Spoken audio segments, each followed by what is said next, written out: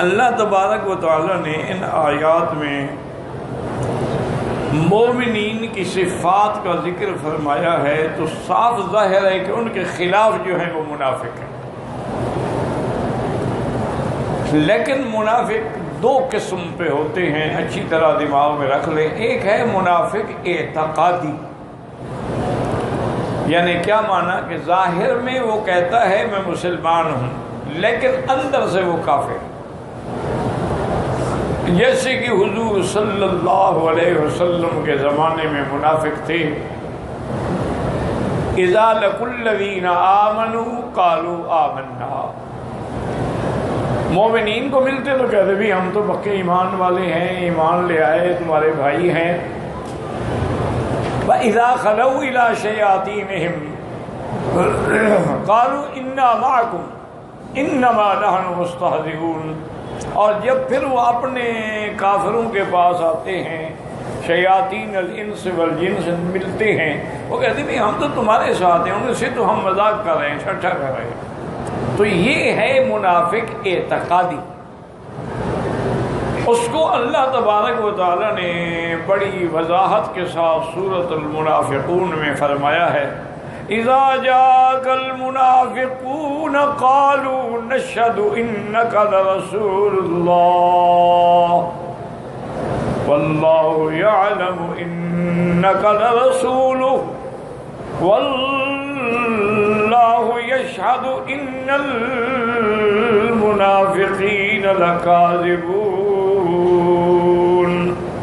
اللہ نے فرمایا میرے محبوب جب آپ کے پاس یہ منافق آتے ہیں اور آ کے اقرار کرتے ہیں کہ ہم گواہی دیتے ہیں آپ اللہ کے رسول ہیں، اللہ نے فرمایا میں تو جانتا ہوں کہ آپ اللہ کے رسول ہیں لیکن میں گواہی دیتا ہوں کہ یہ جھوٹ بول رہے ہیں.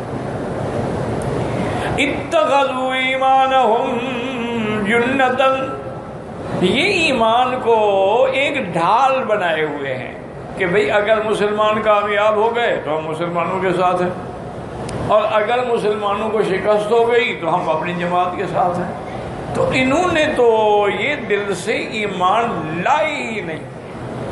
تو اس کو کہتے ہیں یاد رکھو منافق اعتقادی، کہ ظاہر میں اسلام اور باطن میں کفر. یہ منافق جو ہے یہ تو کافروں سے بھی بدتر ہے اور قیامت میں اس کو سب سے زیادہ سزا ملے. ان المنافقین فی الدرک الاسفل من النار، اللہ نے فرمایا کہ جہنم کے جو سب سے نیچے والے درجات ہیں نا اس میں منافقوں کو داخل کیا جائے گا اور سزا دی.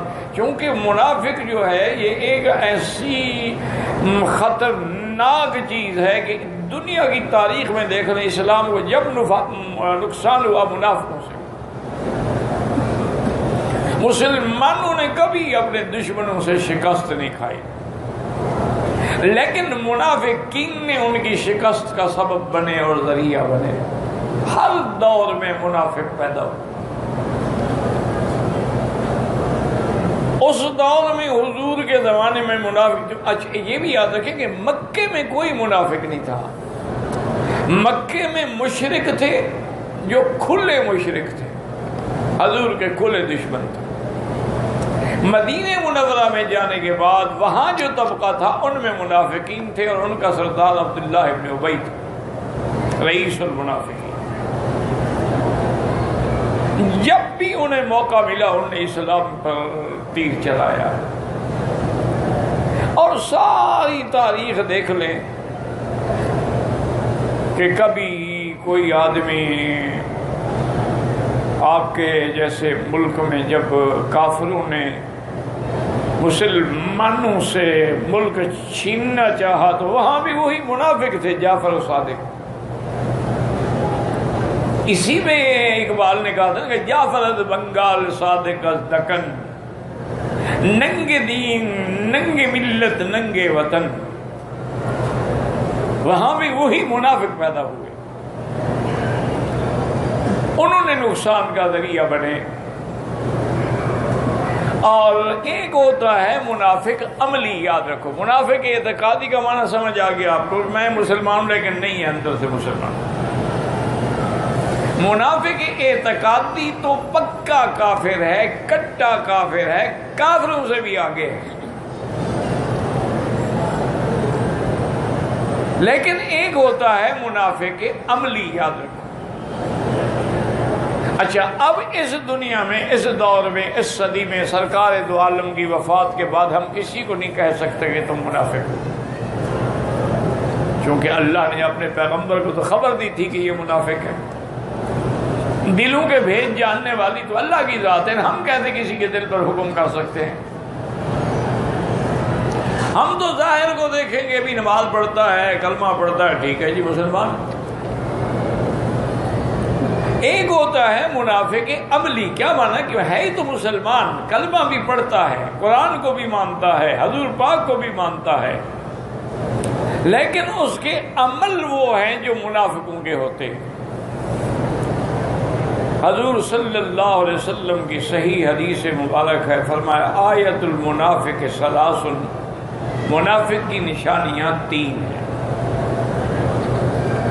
اذا حدث کذب، جب بات کرے جھوٹی کرے۔ یہ جھوٹ بولنا جو ہے یہ منافق کی علامت ہے، مسلمان کبھی جھوٹ نہیں بولتا۔